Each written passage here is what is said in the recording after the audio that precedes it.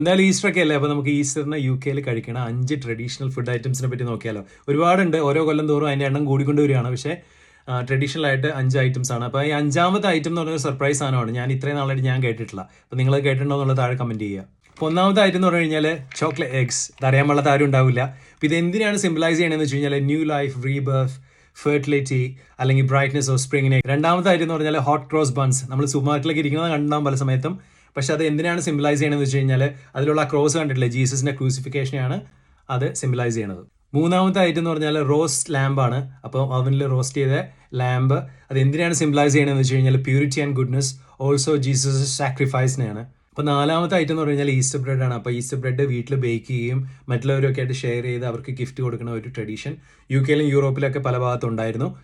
അപ്പം എന്തിനാണ് ഇത് സിംബലൈസ് ചെയ്യണമെന്ന് വെച്ച് കഴിഞ്ഞാൽ ലെൻഡൻ ഫാസ്റ്റിന്റെ എൻഡാണ്. Also wishing others peace and good luck in the coming year.